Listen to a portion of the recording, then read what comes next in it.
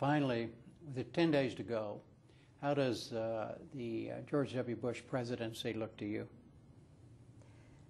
You know, Jim, I found this almost impossible to believe, but I am Speaker of the House because a number of years ago, was it 3? Harry Reid and I challenged President Bush on his privatization of Social Security. We took our message to the American people. We had 1,000 town hall meetings across America to fight him so we could protect Social Security and fight the privatization.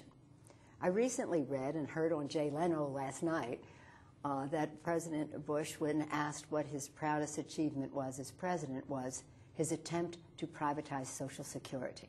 Well, frankly, that was the beginning of the end for the Republicans in Congress and led to the election of Barack Obama. Not a good idea, first and foremost, for Social Security for our seniors and those who depend on Social Security.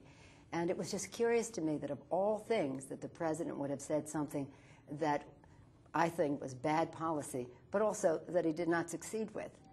So I think I have great respect personally for President Bush. I certainly respect the office of president.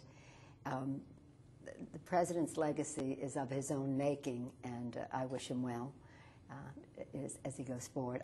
There's absolutely no question that today, when the House of Representatives, when we had the vote of the Electoral College was taken there, was one of the proudest political days of my life. I'm overjoyed at the election of Barack Obama. I look forward to working with him.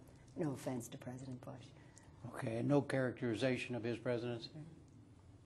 I think it's a presidency of missed opportunities. It took us to a war without end.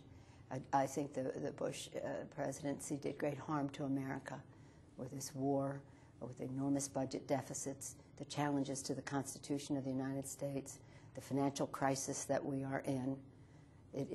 Maybe that's why that was all the president could point to, his attempt to privatize Social Security.